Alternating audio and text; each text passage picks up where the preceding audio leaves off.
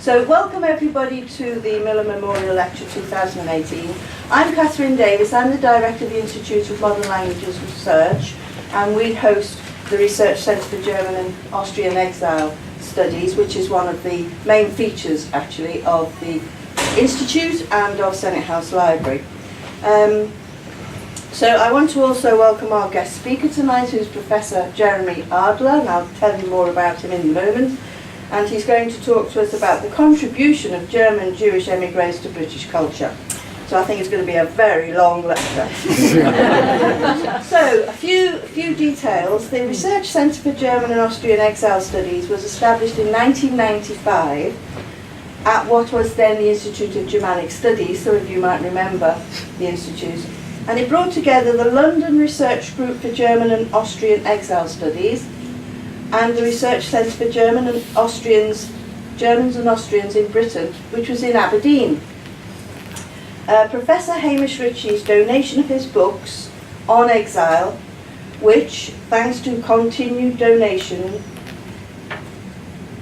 especially the archive material, including the papers of Martin Miller and Hannah Norbert-Miller, form the mainstay of a growing specialist collection of the Institute. It's one of our major collections. It's one of Senate House Library's major collections.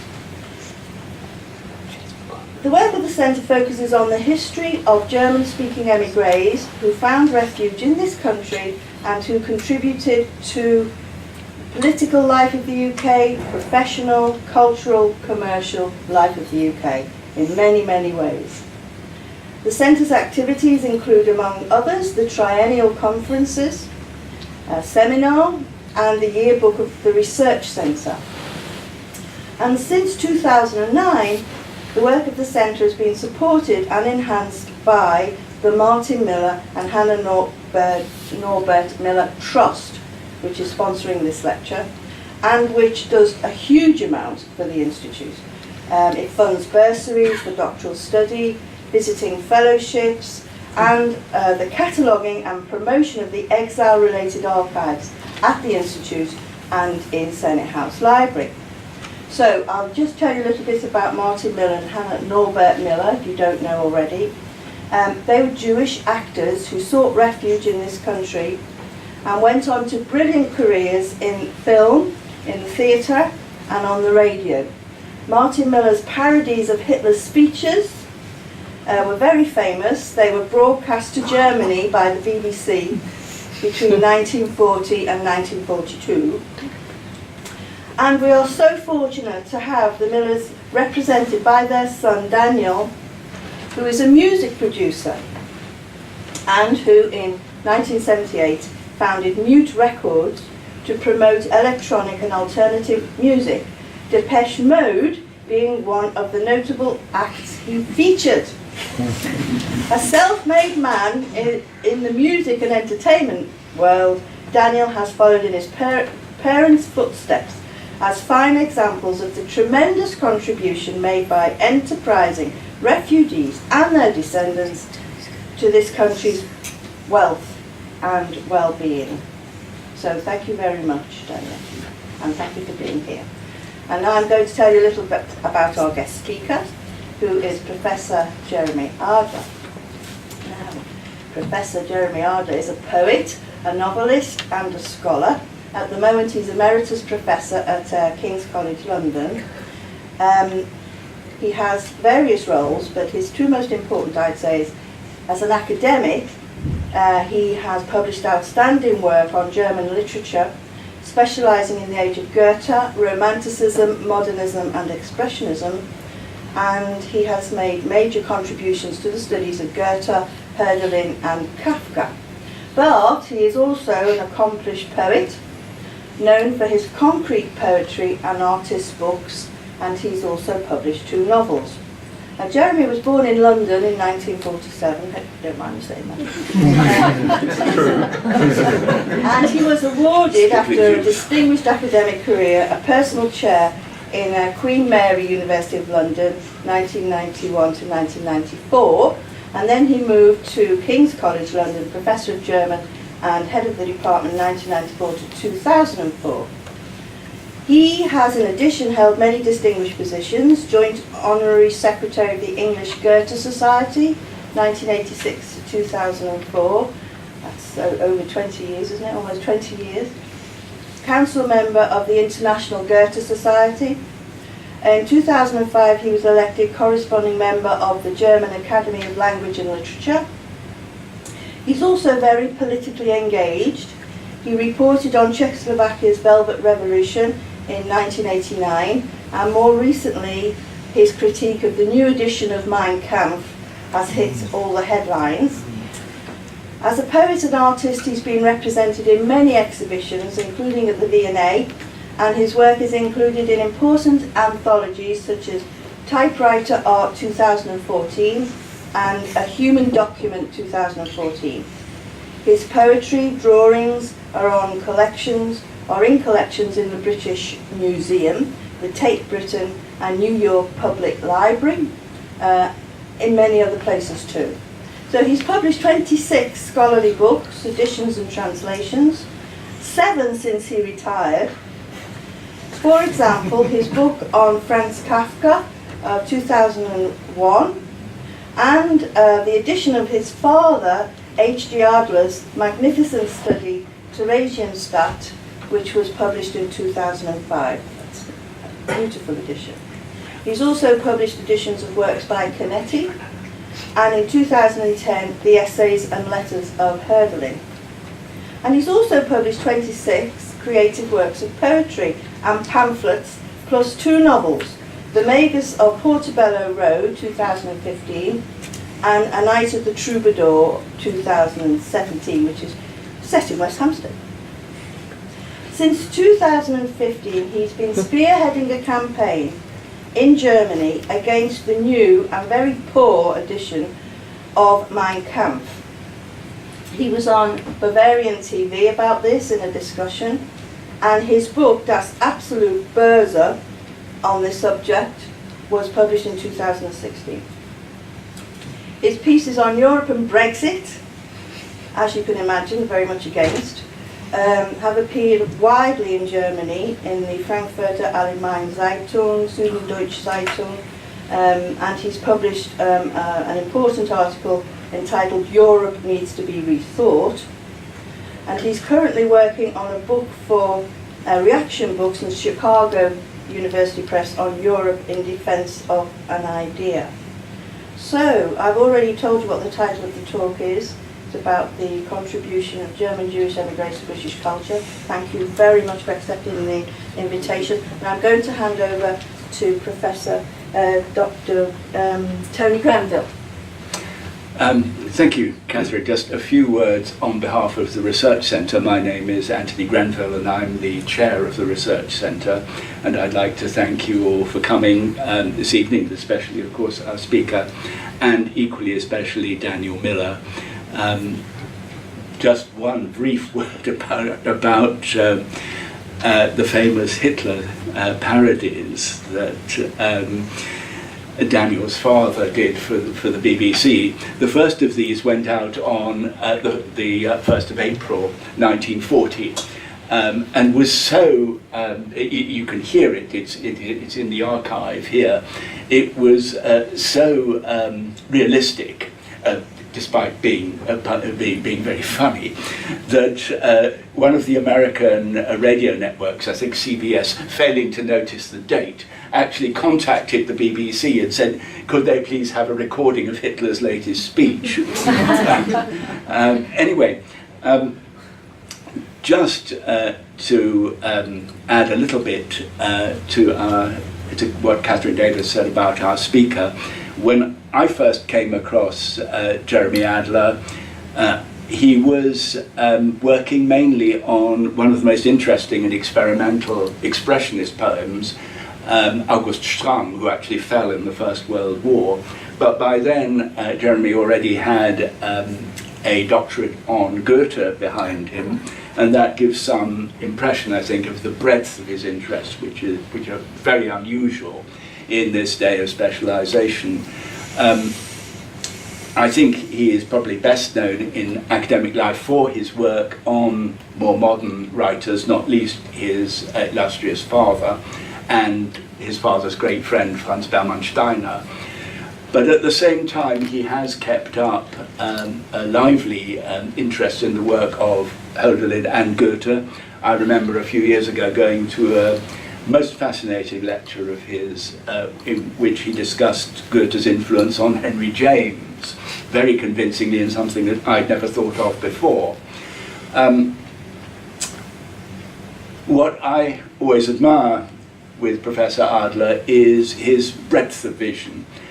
When I heard him talk about exile, he didn't, this was related to, as it were, our group of exiles, the exiles from Hitler, from Nazism that came to this country.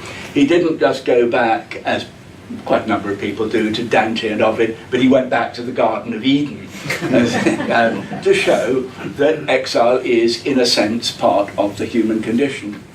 And I remember going to a lecture of his in this building on masses, the Mass, something that was of great interest also to his father, and being treated to, as a sort of off-the-cuff remark, to a comparison between Luther and Karl Marx as the greatest pamphleteers in German between the 16th and the 19th century.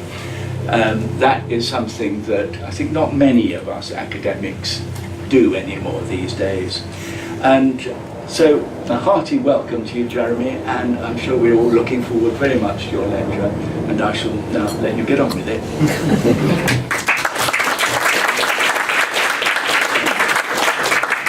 Thank you very much for those kind words, Catherine, Tony, and thank you most of all to the Miller family for endowing this generous series of lectures. I really am most grateful. This is really a great victory for your father after those parodies in the dark days of 1940 to have come out into the light and shone a beacon even brighter than the one in those days. So thank you, and I speak in his memory.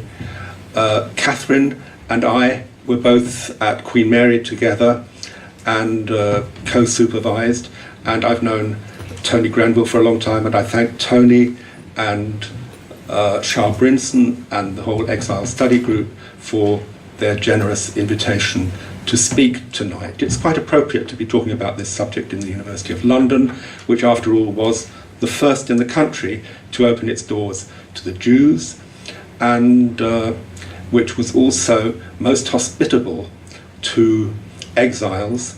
And I would just for a moment like to recall the many émigrés who taught us and who were associated with us in this very building. I think of Klaus Bock, I think of Peter Stern, I think of Marianne Wynne, I think of Professor Schwartz. All these dear, sometimes tough, and always benevolent teachers we owe an immense amount to. So if they're listening, thank you. Someone predicted that this lecture would be very long. Well, I'll do my best to overcome that by making it very quick. Not too quick. I shall be using negligently the terms exile, émigré and refugee without categorical distinctions in this lecture. So please don't ask me about it afterwards. I do recognise the difference. But I've chosen for aesthetic reasons and acoustic to muddy the waters rather than to stick propriety. Now, the German Jewish refugees who began to arrive in Britain in the 1930s have completed a cycle from toleration to celebration. To put it simply, the exiles have found a home, and their new home is Britain. The cause can be found in the reciprocal transformation of the host community and the émigrés. This has its roots in the moments of integration. Elizabeth I's affirmation not to trouble her subjects in matters of faith, because she didn't want to put a window to the hearts of her subjects. the readmission of the Jews under Cromwell, which did actually happen, although there was a small group in London all the time from 1290 until then, which Shakespeare could have known. But nobody actually noticed that they were there. The Glorious Revolution, which confirmed the place of the Jews. Locke on toleration, most importantly. The de facto emancipation in the 19th century, signalled, for example, by the power to vote or the right to enter this university. England didn't do terribly good on laws to permit the Jews to be here, but they did very good on letting them be here without laws. And then, of course, the flight from the pogroms starting in 1882 or thereabouts, which saw a dramatic rise in Britain's Jewish population in the 19th and early 20th centuries, the prelude for the exodus from Nazi Germany. So this wave provided an enormous and concrete and very fertile active context for our émigrés. Among their number, for instance, were the parents of Nick Sirota. So there was this very strong group already settling down, beavering away before our exiles were forced onto the scene by terrible events. So the tolerance displayed towards these people is based in Leviticus. You shall have the same law for the native and the stranger. This is the starting point which the two communities shared. The acceptance of the modern émigrés was made public when, during a speech on a Normandy beach to commemorate D-Day, the Queen quite unexpectedly referred to Auschwitz. In that one moment of dignity, the immigrants who had sought refuge in Britain from the impending cataclysm and those who endured the Shoah were dignified as members of a spiritual commonwealth extending beyond the actual British Commonwealth. Now, these exiles from Germany, Austria, Czechoslovakia, Poland, Hungary, Russia, and elsewhere came from the same culture circle, as it used to be called, shared the same values, including a veneration for such iconic figures as Goethe and Schiller, and had similar aspirations. For your bar mitzvah in Russia, you received a copy of Schiller's complete works around 1850. Yet from being outsiders, these people quickly, within a generation, became insiders. These newcomers were what the sociologist Georg Simmel calls strangers. It's a biblical word. He says the stranger is not someone who comes today and goes tomorrow, but one who comes today and stays tomorrow. The émigrés were habituated to being strangers since biblical times. This was one more phase in their wanderings. A total of 78,000 came to these isles by the outbreak of war, about 70,000 of whom were Jewish. I will include both Jews and non-Jews in my narrative and rarely distinguish between them. Really, there is no difference in the end. The Jewish émigrés amounted to less than 1% of the population of London around 1939 to 1940. Now, the enterprise of this marginal group impelled them to the centre, so they gained an influence out of all proportion to their number, as was already typified in the 19th century emancipation. So the process, the cultural process that occurred in the 30s and 40s, replicated the emancipation of the 20s, 30s and 40s of the 19th century. We have then a recurrent cultural pattern in British life of emancipation and success. But this time, quite differently, they enriched the arts and sciences, law and politics, education and public life, and contributed to the post-war revival, which they helped to define. The story is a cause for rejoicing. It's often been told. In retelling it, we honour the exiles and the men and women of the UK who not only tolerated these strange folk, but made them welcome. David Katz has warned us against the old-style Jewish historians who exhibit what he calls a dual wish to praise their people and their country. I plead guilty on both counts. Yet it should not be forgotten that the exiles initially endured poverty, that many were never accepted, and that some suffered to the end, as Tony Grenville has shown. By and large, though, as Sam Watson, leader of the Durham miners, said in 1950, Britain was a land of opportunity, and the newcomers flourished, albeit chiefly in the increasingly multicultural city. Their hybridity proved a strength. In Marian Boyars' words, continental Britons who felt the ambiguities of ethnic identification enjoyed a distinct advantage. Duality fueled adaptability and therefore stimulated upwards mobility. Problems require solutions. The cultural impact of the émigrés has been examined by Daniel Snowman, an earlier speaker in this series, and Perry Anderson has offered the first sociological account in in New Left Review, arguing that the émigrés remedied a cultural deficit. This was already noted in 1939 by the young anthropologist Fran Steiner. He says, the English are so far behind in the human sciences, Geisteswissenschaften, that it makes me shudder. There are also social factors that can be adduced to explain why mid-century Britain proved so propitious for the exiles' advance. Peter Hennessy's view of the era, defined by the motto, never again, provides an all-embracing scenario for positive change. The country, preoccupied by the need to prevent a new war, pursued a plan for peace. The mood that swept the Labour Party to power in 1945 to effect a post-war settlement was the very one that in the end enabled the exiles to prosper. As Ernest Bevin wrote in 1940, there will have to be, he's looking forward to the end of the war, there will have to be a great recasting of values. That is exactly what occurred, making room for otherness. Now, in Central European philosophy, value had long held a key role. There was also another realignment. Michael Young has charted the demise of the establishment and the rise of the meritocracy, which, as he says, had room for the word. That meant the people of the book.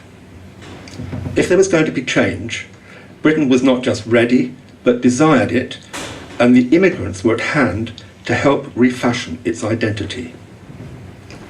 Although David Carradine, in a much-quoted piece in the LRB, claims that the history of British Jews affords no more than a bland and lukewarm chronicle of a successful minority. What a nice put down. The émigré story actually offers a shining spectacle with implications for British life. Time to look at the exiles. In the words of the sociologist Norbert-Miller, himself an exile, long neglected in these waters, this self-restrained group of men and women, for Elias, self-restraint constitutes the essence of civilization. You progress by restraining urges and self. This self-restrained group of men and women who had to be self-restrained to survive their wanderings and contain themselves in these weird groups of Talmudic schools in distant parts. They were, as it were, the nucleus of a civilization waiting to break out at the right moment of historical time. Display what Elias calls a mutual dependence. And he writes that they have a kind of civilizational solidarity, and it was by means of this that they reproduced and imported a European ethos into Britain. Elias speaks very nicely of the continuing interweaving of people's separate plans and actions by which a society creates a novel moment of social being which no individual person ever conceived beforehand. And that is a process of simultaneity which occurs when a large group of people encounters another group and starts to come to terms with them in complicated ways. Now, a constant theme among the new arrivals was, so as they fled barbarity, the émigrés defended the values that were the cause of their departure and heightened their values in exile because that was the moral purpose of their very existence.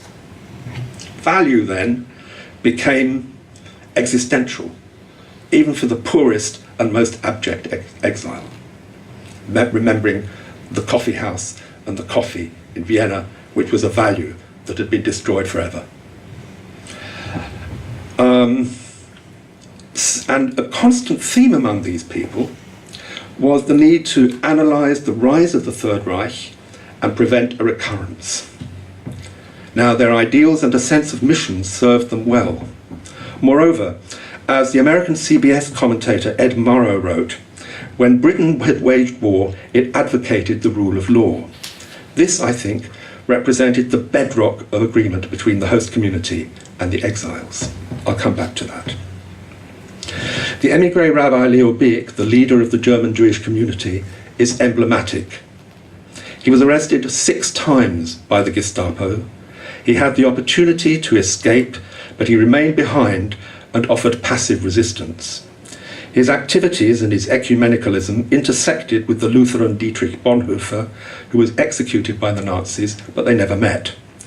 Bick voluntarily joined his flock in the camps, voluntarily faced extinction, but survived. He said, "My friends, I had the number 187894 in the camp. I only had one thought: never submit, never capitulate to the dirt, never become a number, always keep your self-respect." And that was a message he passed on to my father in the camp, who lived in the same way and survived similarly. After liberation, Bick came to England. Progressive Jewry lacked a theology. He supplied it. His impact was such that 2 institutions now bear his name. And his legacy circulated widely, not least via such engaging figures as Dame Julia Neuberger and Hugo Green, himself an Auschwitz survivor. Thus, progressive Judaism fed, partly via the BBC, into the British mainstream. The exiles helped to alter the country's identity. Sigmund Freud, the self-confessed godless Jew, only spent a year in England before his death, but he imported an entire field, and when he came, there were 17 associated visas issued. By his therapeutic release of the unconscious, more than any other émigré, he contributed to a redefinition of British identity. The typical neurotic mind became a liberated self. His daughter Anna and her nemesis Melanie Klein helped to found Jewish mental health care. Not Jewish, child mental health. There you go. What a slip. What a slip. But there were others. The psychiatrist Paul Senft, an associate of Michel Foucault, introduced the young Ronnie Lang to Husserl's philosophy. This resulted in the so-called anti-psychiatry of the 60s. Lang's thesis that, I quote, "insanity is a perfectly rational adjustment to an insane world," can be traced back directly to German Romanticism. The view eliminates stigma from mental illness and continues to affect the way we see the sick.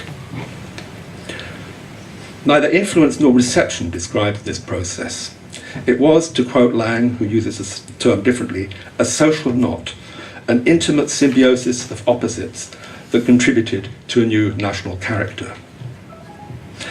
The immutable trust in a rule of law that united émigrés and hosts is the shared foundation of the 2 groups. When Hobbes formulated his concept of natural law, basing himself on Grotius, in what has proved to be one of the most fertile ideas in jurisprudence, his model was the covenant. This, Hobbes said, was the fundamental law of nature by which men are commanded to endeavour peace. That's in Leviathan. Hobbes' view of the social contract continues to this day. It connects at a deep level the genius of the Jewish people with the British polity. Ethical foundationalism still touches that classic of modern jurisprudence, H.L.A. Hart's The Concept of Law. Hart's affirmation that law must be based in morality recalls the biblical roots of legal thinking. When they arrived, therefore, the émigrés entered a country whose laws depended on a shared premise. Moreover, the citizen in a modern state as expounded by William Blackstone in 1758, is just like biblical man. As Blackstone says, they are both endowed with discernment to know good from evil. And that is the basis of Blackstone's great legal commentary. Now, of course, the Nazis scorned such precepts and trashed equality before the law, the basis of all legal order. As Carl Schmitt, the crown jurist of the Third Reich, declared, the Führer alone embodied justice. Now, by impugning this travesty, the exiles made party with the free world. Notwithstanding their different traditions, numerous lawyers now found jobs in England. They made many contributions. For example, Otto Kahn Freund's work on labour law was very canny indeed. He had a deep knowledge of English legislation, and he melded German labour law into the English statute book by discerning elements of what could be labour law in the English legal code. It wasn't actually there, but he discovered it, and so it could become accepted and be a precedent, and that then helped to revolutionise British labour relations by giving a new legal defence to the worker. He could be represented in legal issues. Another was Hersch Lauterpacht, a giant of a man who lost his family in Auschwitz and taught at LSE and in Cambridge.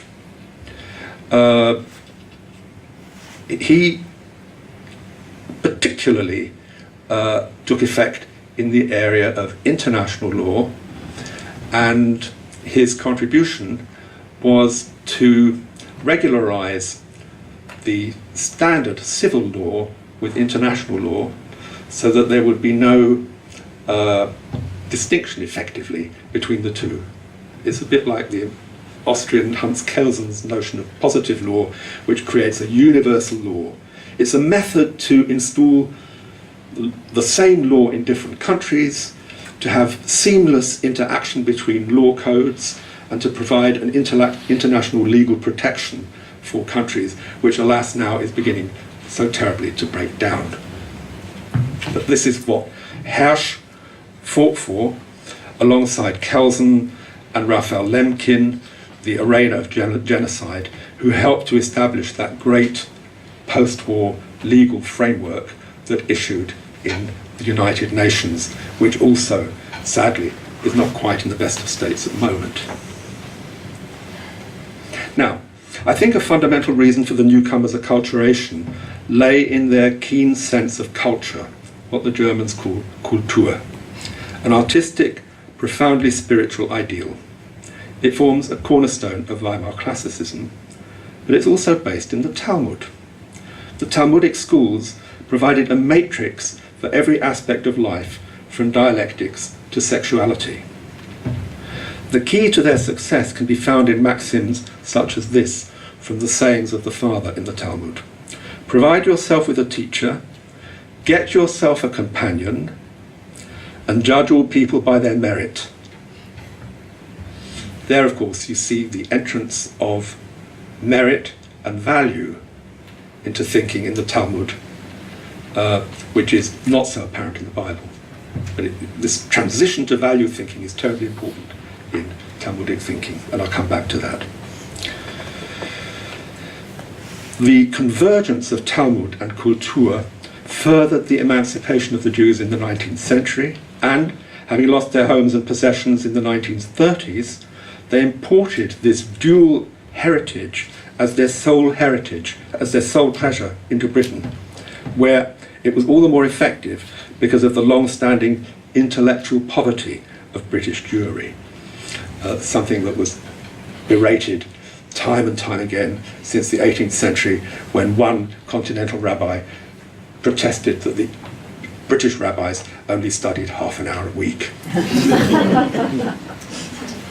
while his pupils were studying 18 hours a day.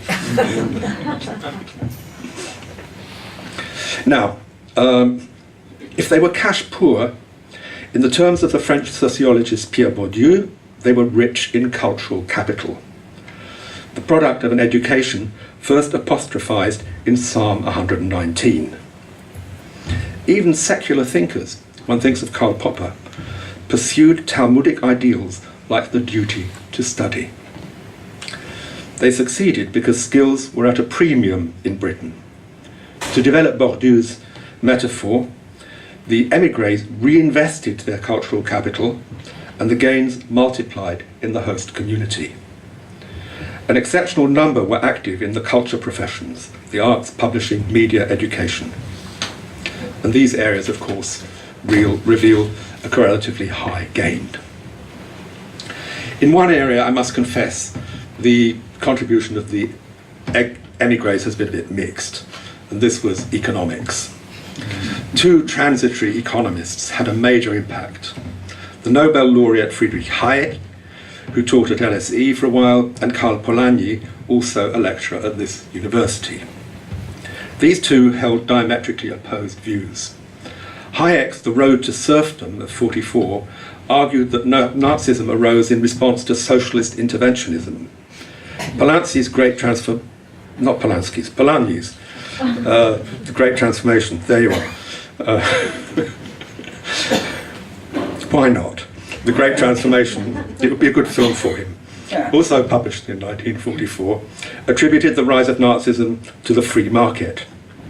Hayek's impact on the Institute for Economic Affairs and on Thatcherism is well known.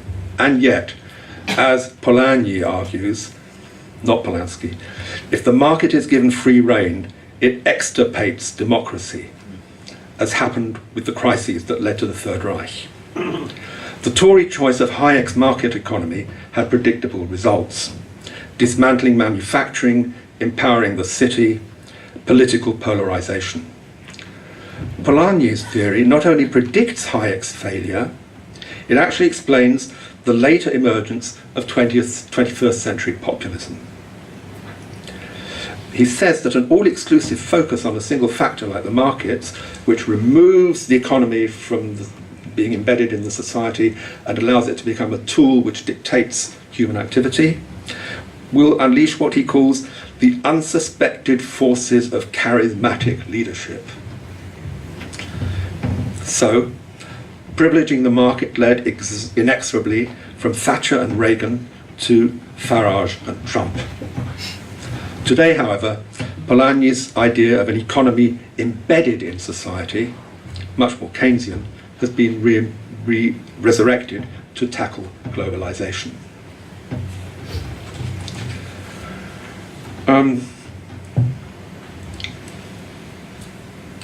There was a major influence on architecture, reshaping the national fabric physically by the introduction of modernism, glass, steel, concrete, the ubiquitous box-like structures with their long uninterrupted lines, the horizontal roofs and incisive forms, which originate with the German modernists, starting with Mies van der Rohe.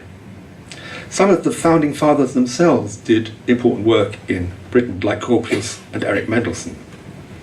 And there were high points of this style in London Zoo by Bertolt Lubetkin, and most importantly, Peter Morrow's detailed designs for the Royal Festival Hall, the first major public building in Britain after the war.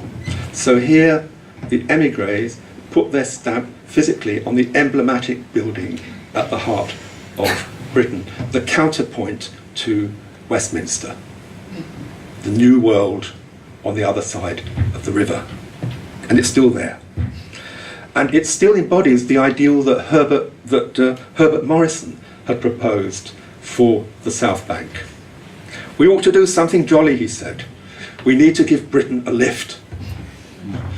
So when Ken gave the old building a facelift, he was actually acting in Morrison's spirit.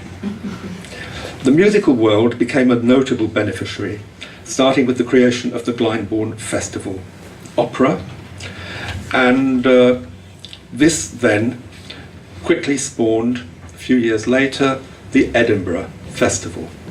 So the whole festival culture that was then created with the help of émigrés, working with local bodies and the recording company HMV, resulted in today's festival bonanza. We have 125 or more, from Salisbury to Scarborough, from Norwich to Newcastle.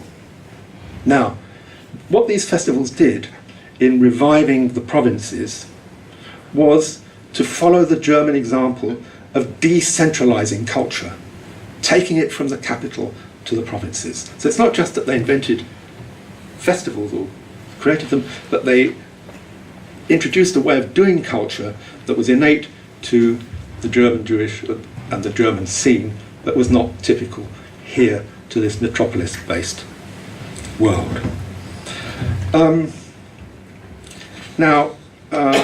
There were many other musical elements that we'll remember, like the Amadeus Quartet, the so-called Wolfgang, and the unforgettable Hans Keller, the music pundit on the radio, and do look at his interview with Pink Floyd on YouTube to see the real culture clash between pop and string quartet. It's a great moment of modern British culture where the Emigrés can be seen to give way to Britpop. You get this wonderful turn of these people, but it's an amazing interview, and he doesn't like them very much, but unfortunately the music that they play seems to be rather good. So there's a lot going on in this 7.5 minutes on YouTube. The best definition of this process that I know is what Michel Espagne, the French scholar, calls cultural transfer, by which he means entangled histories, where mutual contact leads to plural interaction, so that you get a multiplicity of contacts between host and exile that are almost impossible to disentangle. In music, you have players, impresarios, agents, halls like the Wigmore and the Conway, the BBC, HMV, Abbey Road Studios, and I could go on. So that there's a whole series of bodies, entities or institutions which are involved in this forward movement, if I can be so Whiggish about it. And this perhaps explains why an area such as publishing has been such an enormous success story for the Emigrés. Thames and Hudson, the high-quality art book, Weidenfeld and Nicholson, Lolita, and a whole string of Central European books, or Tom Maschler, the son of Austrian refugees. He publishes Garcia Marquez, Joseph Heller, Bruce Chatwin, Ian McEwan, and so on. So British modernism and international modernism is fed by these strange folk from across the water. Another one of these is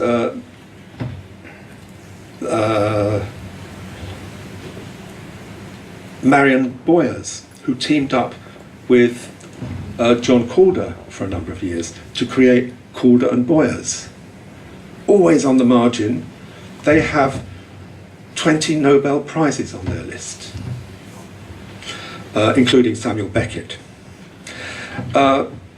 Now, there was also, of course, a lot of hostility towards these movements, and people like Calder were able to profit from that.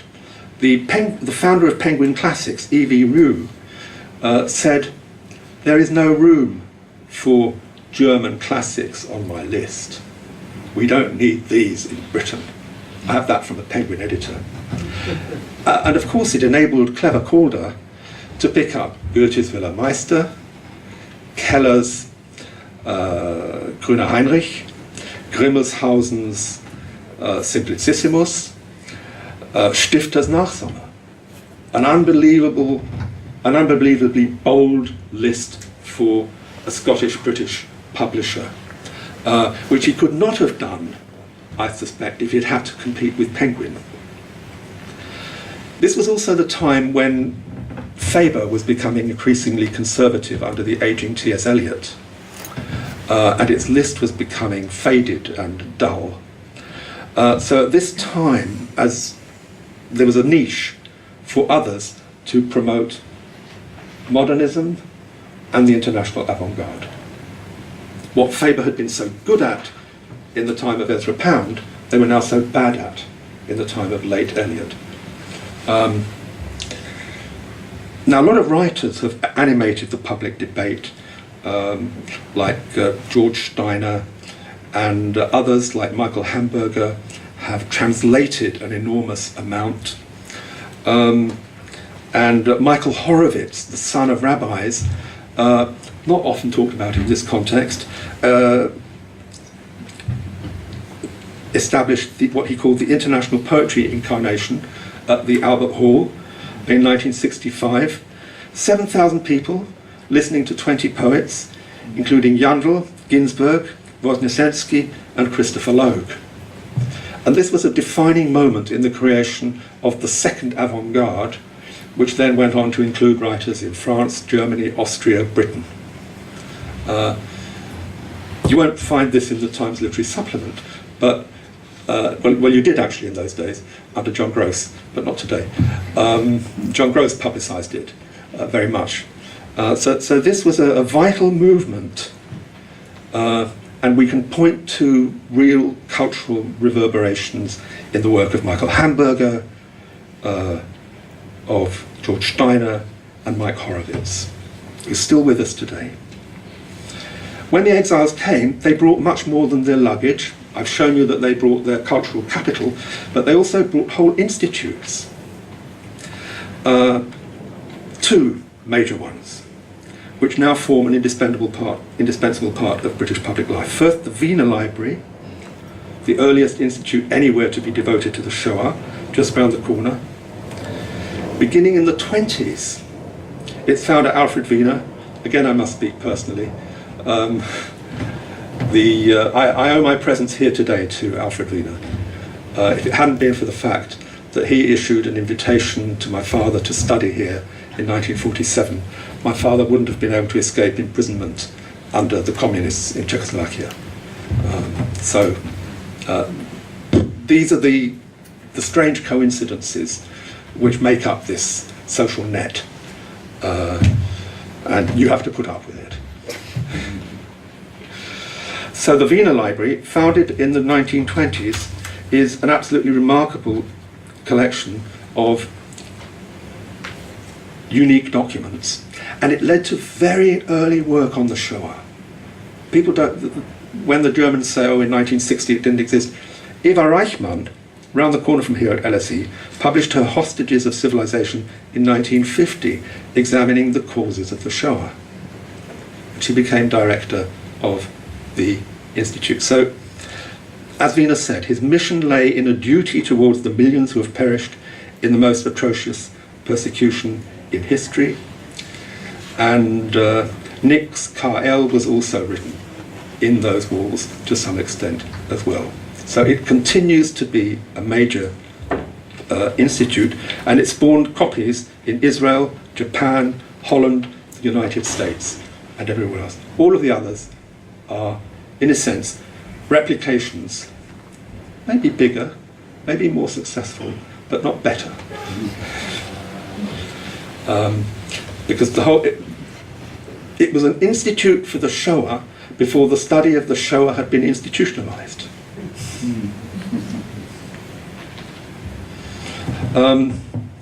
And then, of course, who can forget the Warburg, to which no one can do justice, least of all me. Warburg himself struggled to define what he was doing. That crucible for the humanities just round the corner, with its unique remit of method and symbolism, painting and poetry, magic and science, politics and statecraft, focused on the Renaissance. And there she was, Dame, who am I thinking of? Frances Yates. Dame Frances Yates, author Dame Frances Yates, re-establishing the importance of magic in that institute and being compared to Michel Foucault as a revaluer of the age in the Warburg. So these extraordinary things went on there, and Warburg once calls it the historical psychology of expression. Warburg has this wonderful way of digging into the language to find his meaning, in a way that recalls Walter Benjamin. And his whole approach he caught in a beautiful portmanteau word. Auseinandersetzungsenergie. Auseinandersetzungsenergie. How pale the energy of intellectual debate.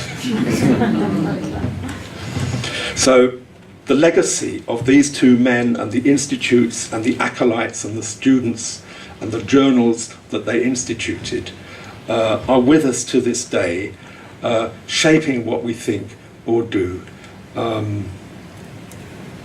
in ways that we probably will never know. So the academic gain has been incalculable. I think there are two main aspects. First, Wissenschaft, the method Dr. Casaubon in George Eliot's Middlemarch ignored at his peril. And secondly, interdisciplinarity. This is evident in historiography, where the Emigrés covered the entire field. They include Mobiliano, an Italian Jew, who studied the history of antiquity, Levison and Ullmann, the medievalists, right down to Peter Pulzer on Germany and the Jews, and Erich Hobsbawm, the wonderful modernist. Listen to Hobsbawm, writing in The Guardian only a few years ago. The test of progressive policy is not private but public, not just rising income and consumption for individuals, but widening the opportunities and the capabilities of all through collective action. Now, this is pure Goethe. It's straight out of Wilhelm Meister. No wonder The Guardian praises Hobsbawm as the man who changed the way we think about culture. Well, yes, he did, along with some of his chums. No less iconoclastic, though in a more conservative way, was Sir Geoffrey Elton, who overcame the English obsession with great men and cut Henry VIII down to size. Instead, he centred on government and processes. Now, this line originates, believe it or not, in German 18th century administrative science, Kameralwissenschaft, and in the 19th century source-based method of Leopold von Ranke. The Germans had a totally different way of thinking about government. It wasn't based on leaders and rulers, but on the people who did the job, the administrators. And that was what you studied in. Either you studied Theologie, or you studied Kameralwissenschaft if you had no money. And there was chairs in Kameralwissenschaft all over the place, starting in the 1720s. So it created a view of the state as a body governed or organised by its administrators, quite different from the British perception. And then, of course, Ranke, whose wonderful work in the 1820s brought a completely new respect for the sources, which you can see if you just open up Elton's books and see the quotations there, compared to Trevelyan's endless prose without a quote in sight. Anthropology is the science of strangers. Predictably, the Emigrés did pretty well here. Fran Steiner fused various methods to construct a theory of taboo intimate with the Shoah. He thus explicated the control of danger and provided a platform for Mary Douglas's later revision of anthropology in Purity and Danger. Moreover, Steiner's emphasis on rules and laws in light of the Torah anticipates her study of Leviticus, which in its turn has been taken up by Jewish scholars and biblical scholars. His aphorisms deserve to be better known. In the spirit of German Romanticism, he intertwines semantics and ethnology, criticism and poetics, sociology and theology to fashion a wry yet devout worldview. Similarly, Ernst Gellner, a different bird, undid the fetish of ordinary language philosophy, for which he incurred the wrath of Bertrand Russell. Still, he prevailed. Another skeptic was Canetti, who laboured on his masterpiece, Crowds and Power, for decades, only to earn a frosty reception and a Nobel Prize, thanks to the advocacy of Susan Sontag. His critique of mass behaviour as a cause of the Third Reich was actually vindicated by the American historian George Moss, who demonstrated what he calls the nationalisation of the masses. So 15 years after Canetti's book, Moss comes up with a related thesis. Recent research, the so-called anthropology of the Holocaust, has yet to catch up with these ancestors. A colourful bird now flew onto the scene. The celebrity intellectual. Committed, erudite, combative, controversial. These were the pundits, Faustian figures like Arthur Koestler or Jakob Bronowski, best known for his immensely popular TV series, The Ascent of Man. There was nothing these men did not know. They reflected and analysed, debated and informed, and effortlessly dominated the media. Bronowski even gets a nice reference in Monty Python. So, in the land of the expert, the polymath is king. Klaus Moser was director of the Central Statistical Office, head of Wadham College, Oxford, and chair of the Royal Opera House. These avatars embodied lived ideas. George Lichtheim stood for the left, Martin Esslin championed the absurd, Pinter and Beckett. Erich Heller expounded on the existential. His book, The Disinherited Mind, of 1952, forever altered the scene. Its creed of ontological invalidity, slightly fatuous, the formulation, but the idea is good. Ontological invalidity, asserts the impossibility of truth and the correlative necessity for art to fill the void. So the emptiness of life must be which can't be filled by truth and God, must be taken over by art. So this gave works of art a new value, hitherto only found in German aesthetics.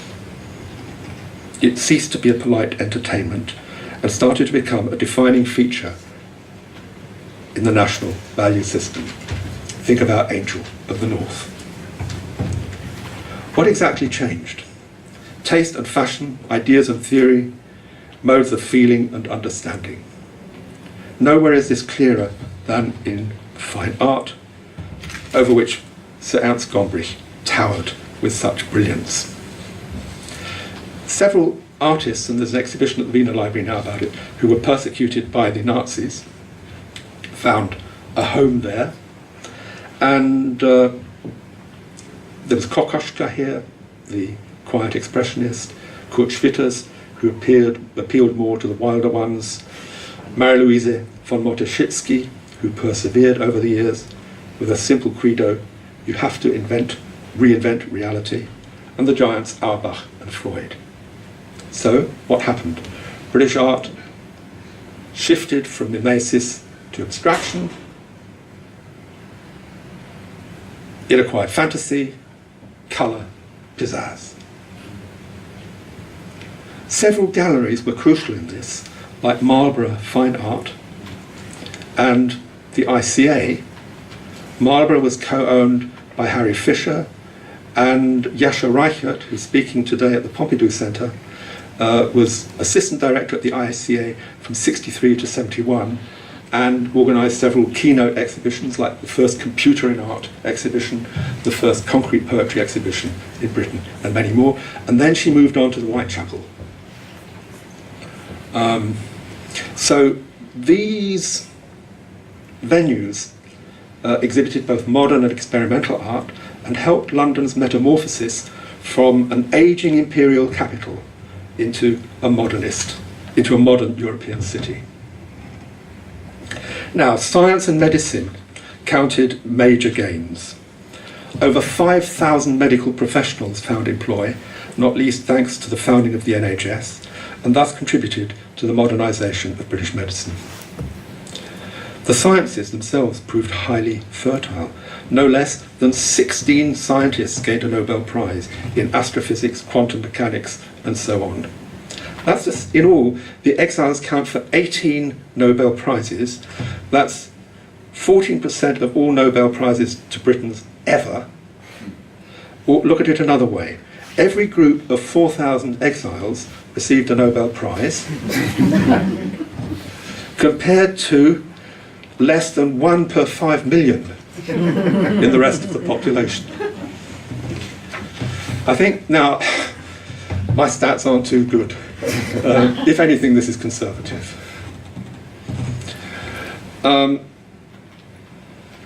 Even very small groups can have an enormous impact.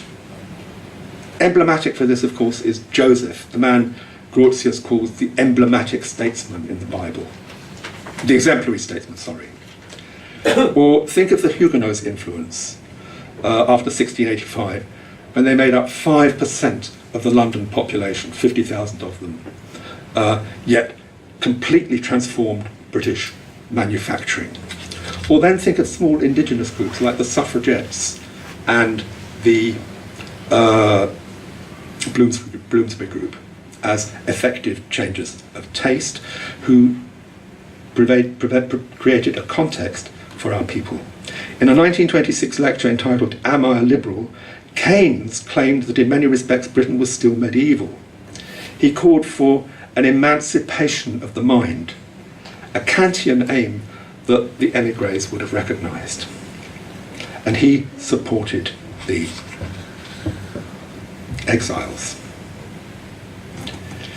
So, I'm drawn now to consider the conclusion of other historians, Cecil Roth, who considered the Jewish history a success story in a Whig way, Tony Kushner and David Cesarani, who are more sceptical, and David Feldman of UCL, who is more modest and sees the Exiles as a part of the Jews as part of Britain.